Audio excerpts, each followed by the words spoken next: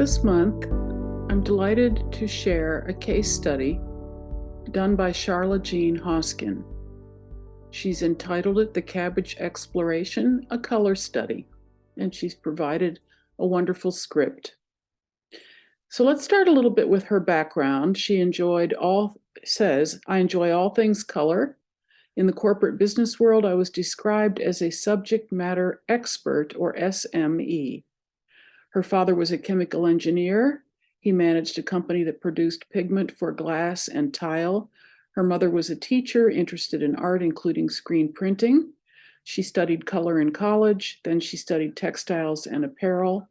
And she worked on a PhD. And by the time she was in her PhD program, she and her father were comparing notes on color measurement instruments and product specifications and color quality. She taught at the University of Kentucky for 11 years and then made the leap into industry to start a screen printing department for an apparel manufacturer. She ended up in New York City after 28 years of working in apparel design, production, and retail, and retired in 2016. And you may ask, what does cabbage have to do with color? Here's the image that she began with. It's a photo of an ornamental cabbage in her container garden. She reduced it to a grayscale in Procreate and then to a high contrast image so that she could make a translucent film for a screen printing exposure. And there you can see her photo emulsion screen on the right.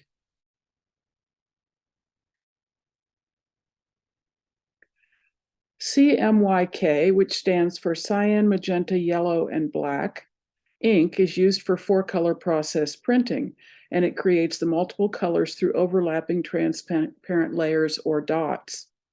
She intended to print in CMYK color, so she mixed process screen printing inks with different amounts of clear extender to get the level of transparency that she was looking for. She tested the results by layering the cabbage image in 2 or 3 colors and experimenting with the sequence and amount of transparency. The question was, which color is printed over the others for the best results? She also tested transparency by printing. She wrote, I tested the results by printing the cabbage image in 2 colors and experimenting with the sequence. I made notes to keep track because eventually I would end up with over 19 prints. And so what you see here is the difference between putting down the blue first on the left and then printing the yellow, or putting down the yellow first and then putting down the blue. And I'd like to point out that this is an effective way to test for paints, but in fact, because of the way dyes work, this wouldn't work in exactly the same way. I won't go into detail about that now, but that seems important to point out because pigments, as Jean used here, behave differently from dyes where there's a chemical reaction with the fiber molecule. Next, she printed 3 color combinations, 2 hues plus black, to see the other resulting hues. So on the left there, you see blue, then magenta, then black. In the center, the magenta came first, and then yellow, and then black. And on the right, the yellow went down first, followed by the blue, and then the black. And then finally, she printed with all of the colors. So first cyan, magenta, and yellow, and then cyan, magenta, yellow, plus black. It was important to check the sequence of color layers for each mixture of ink, because as you can see, there are slight differences in how they turn out. Here's a quote from Lorianne Signori, a Maryland painter and pastel artist. Doing something repeatedly is the only way to explore and find new territory. I love that. She says that boredom is her friend. Being bored by repetition pushes you to try something different and still be grounded. This was true for Jean as she responded to what was happening in the studio and then added variations. She says, I set up a list of criteria to test in the process of printing the next set of images. The following slides will illustrate these. They'll illustrate, for example, sequence, which color prints over which, transparency, how much extender to add to get clear color mixes, placement, is the screen rotated 90 degrees or 180, and then the number of colors, 2, 3, or 4. And here is an example of the print sequence series. The sequence impacts the color quality and clarity. Some colors are visible and others are hidden. The resulting mix should be a nice shade or intermediate hue, and the value and clarity of edge becomes a criterion.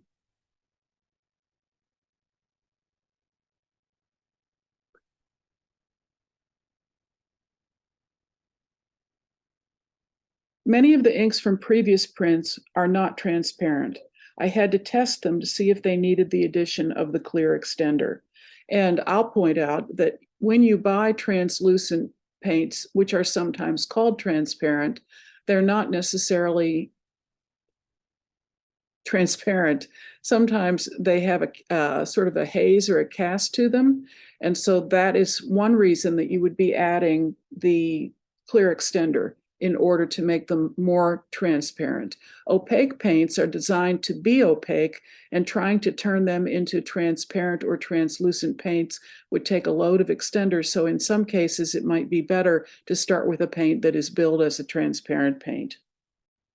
But what she's added here is that transparency interacts with the sequence for the color quality and clarity. And at this point, she did not document the number of passes over the screen, but since she was using transparent ink, too many passes might create an opaque surface and change the effect. So she needed to add that to her checklist. Placement, also referred to as rotation, in this design changes the amount of white space showing from the paper. So you see, she was playing with several different variables, and the diagram on the bottom is an example of that.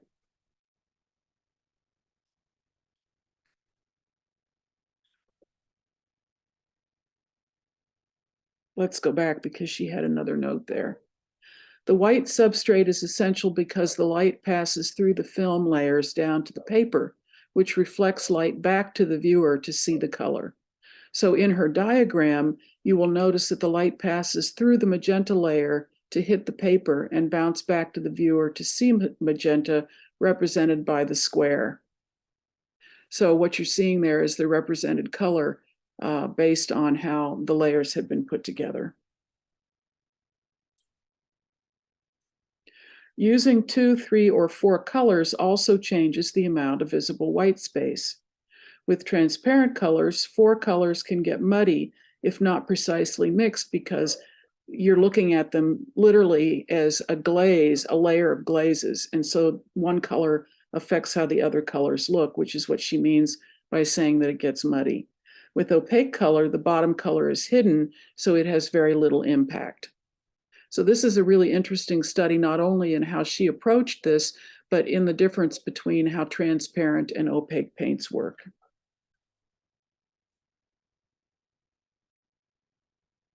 After several CMYK color tests, I was ready to move on to other color combinations. I listed out several color strategies from a variety of inspirations. My favorite combos, color trends, paintings or nature photos, favorites from my friends, color-themed exhibitions like the red show, the green show, the silver show, and my best source, failed tests. I learned that I preferred the 3 colors rotated 90 degrees with the most opaque color on the bottom. I also learned that the color coverage for the top color was frequently too large. I did not want to block interesting shapes, spaces, and color interactions in those lower layers. So I needed to figure out something else. And this is when I introduced a color blend. Placing 2 or 3 colors of ink in the screen for one pull gave me more color variety and didn't give as much emphasis to the top single color. I could also use only 2 impressions and have a nice color variety.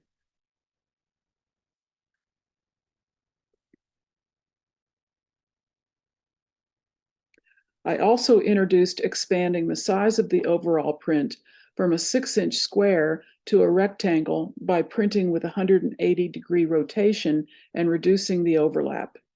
These grew and shrank in length until I settled on 8 or 9 inches tall. By not overlapping the entire image, it allowed for more interaction with the substrate color and the negative space. You can see that on the right-hand side. This led to the experimentation with different types of paper because the background has a greater importance in the design when it's showing. It's not just a support for the colors. So I used white textures and transparent deli paper. So you can see those are two forms of kind of rice-like paper. Then you can see the deli paper, which is also translucent on the left-hand corner there.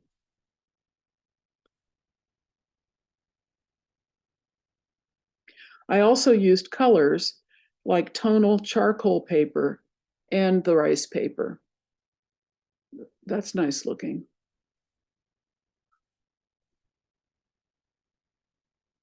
For more background effects inspired by Jane's class, that was the backgrounds and textures class, I tried brushstroke designs from Procreate printed on a cardstock or drawing paper for the HP printer.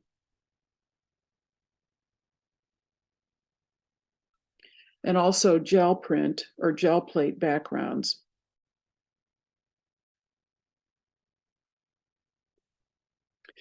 Finally, I used textures from my screen library. Most of the images I created as gel plate prints or Procreate files that I converted to screens so that I could print them multiple times. I have this on my list of things to try: printed pages from books or ledgers and photographs.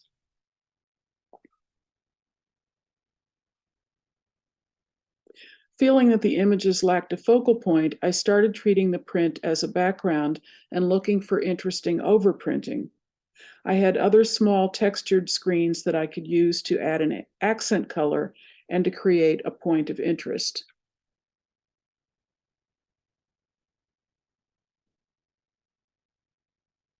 I was well into the 70 or 80th print, into having 70 to 80 prints completed before a friend asked, "Have you ever used iridescent inks?" So, of course, I tried iridescent white and also metallics.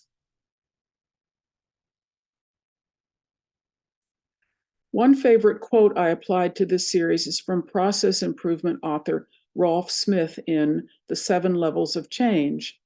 The greatest change to an idea occurs when you first discuss it with someone else.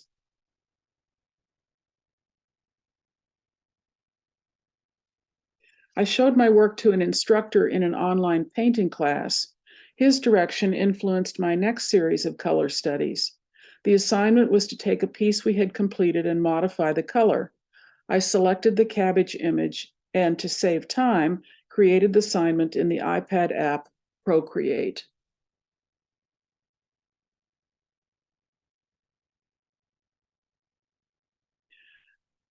The first step was to go through a series of color strategies. I changed the intensity for every hue with each new palette. Do not change intensities all in the same direction or in the same amount, I decided. Move from vivid to chromatic grays. Define the intended emotion, season, or time of day.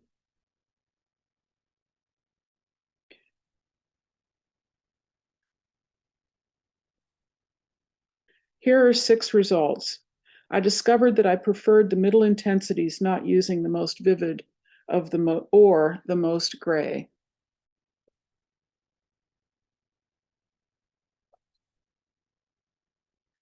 The next influence was for layering masks over the printed image.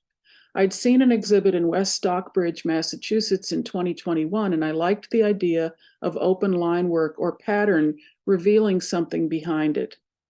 And here's a quote from the artist Arkady Kotler. "My recent works express my fascination with the script, but not as a mere carrier of information. My script is sculpted, not written."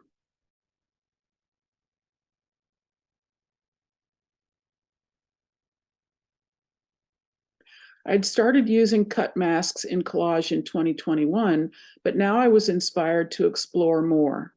Here is a 6x6 gel plate print with a copper cut paper layered in collage. Also shown is an idea developed in Procreate using the same line design reflected in vertical and horizontal arrangements and superimposed over the rotated cabbage design.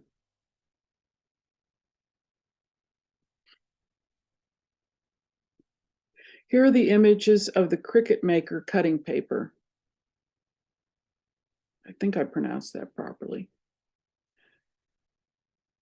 So this is a screen and monoprint in the background with digitally cut paper and collage that would have been done on the Cricut, superimposed on top.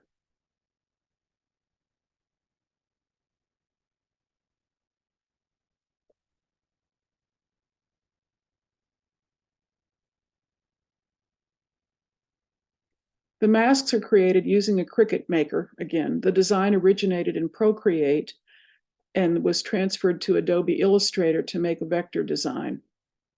From Illustrator, I can save it to a format for the Cricut design space and then cut it.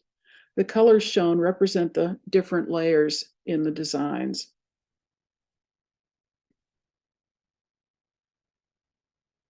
And there's the maker.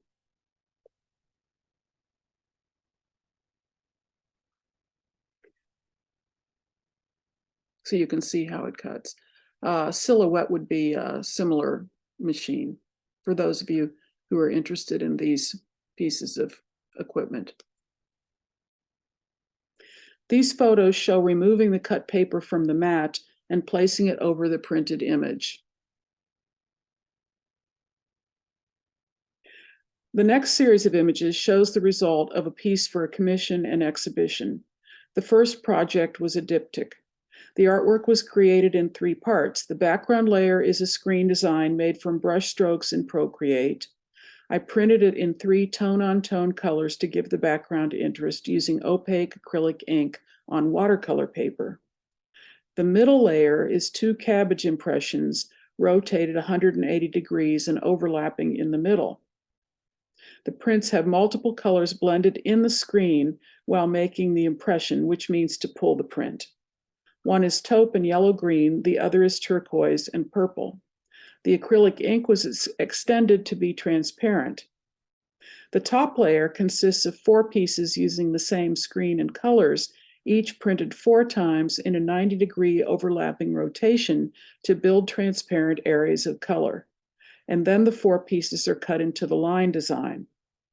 And the final step involves arranging the cut shapes and building the collage.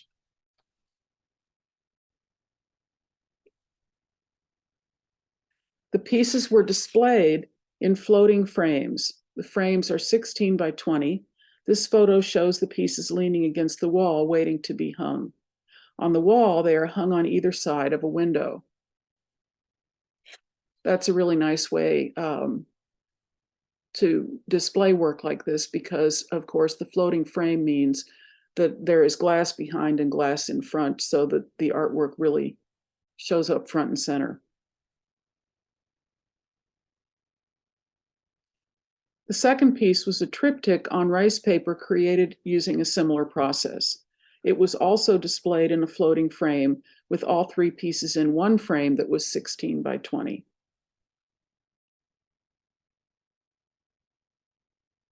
And there you see it. I exhibited this in a group printmaking show, but was not familiar with the gallery. I didn't anticipate the horizontal hanging system, and it does distract from the work. Yes, it does.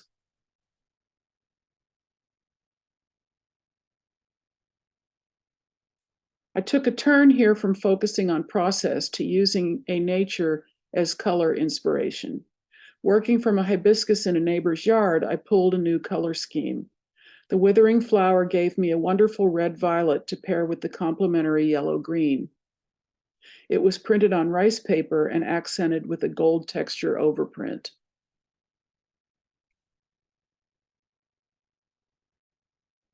I'm not done yet. I have a lot of new ideas for directions, and I've lost count of the number of experimental prints.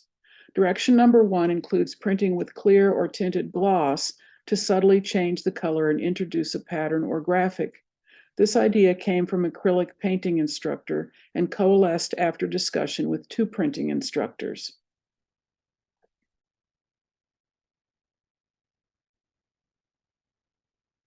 And there you have a sense of that. Direction number 2 is layering with prints rather than cut masks. I have a collection of screens with all types of images, so I'm able to experiment.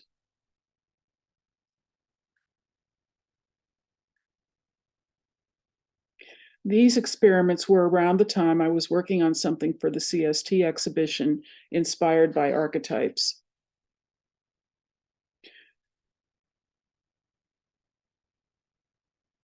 Direction 3 includes a message or meaning through image or language. Left is my Color and Life series. The quote is, "Life lessons from color interaction. Color and life are made vivid by difference and are diminished by sameness." In the center is the Art and Science series, which combines the organic cabbage form with hard-edged geometry. And on the right is the Spirit and Nature series, which combines the natural cabbage image with a cutout of a rose window to symbolize the spiritual.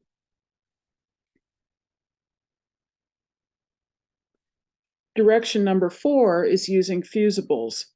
This piece was for the local color show Ginger. I applied fusible before cutting with the Cricut and it worked well. It is better if you place the printed paper face down with the fusible face up for cutting so the sticky mat does not pull the fusible off the paper.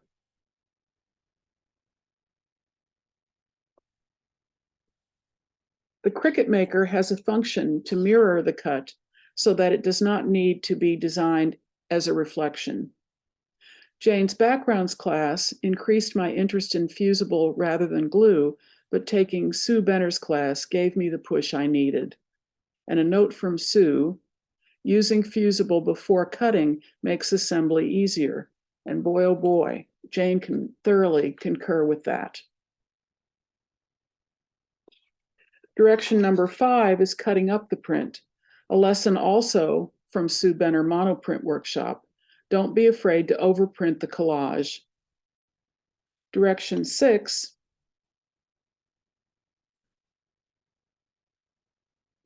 is using reflection of the original image and making a new screen.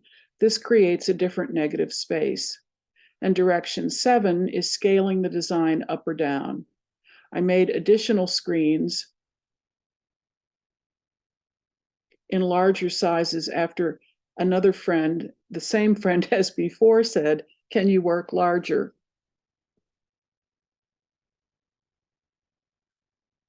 Direction 8 is making the original image into a 3-color image.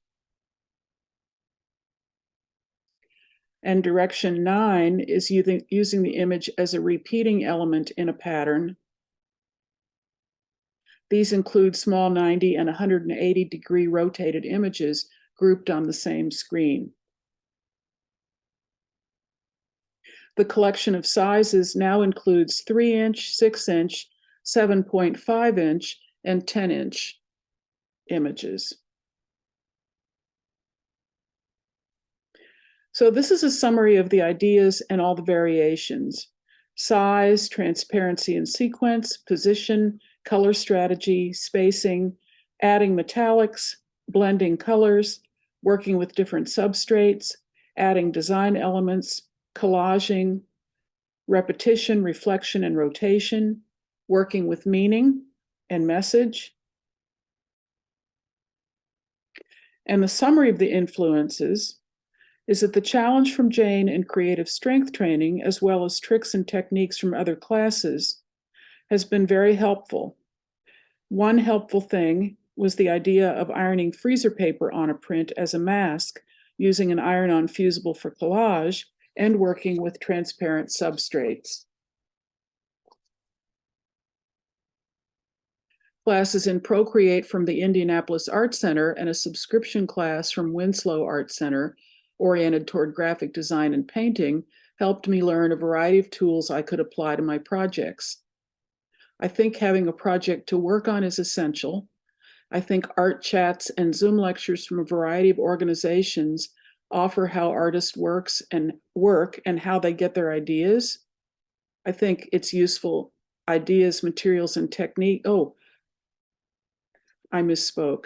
How artists work how they got to where they are now, and that includes ideas, materials, and techniques that are important to them, and how they emphasize working on something every day. And then another influence was my best friend from work, who's a very skilled landscape painter and an honest evaluator who offered direction on size and media. Art exhibits have provided solutions to questions that you don't know you even have yet. Printing and painting instructors present techniques that are transferable for process, color, value, composition, and meaning. In my first fiber workshop in 30 years with Sue Benner at Hudson River Valley Artists Workshop, I learned to be brave and cut it up, not to be afraid to print or paint over the collage. And I'm looking at ways to get back into fiber arts. I have had instruction and encouragement from my classmates in the independent study at Indianapolis Art Center and from my CST friends in the digital topical group. These positive groups offer another set of eyes and many how-tos they are willing to share. The conclusion of all of this is that the benefit of writing out this case study was revisiting the path of creativity and documenting the value of the directions and influences. And I now have a guidebook for future work.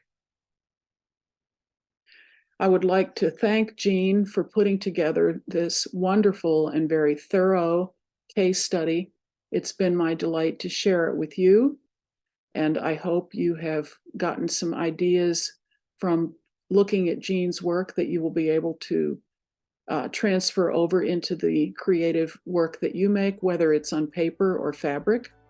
And I'm especially glad that this was a case study that revolved around using collage and also paints and working on paper primarily, so that it can expand the frame of reference that we all have, no matter what our first love is. Thanks again, Jean.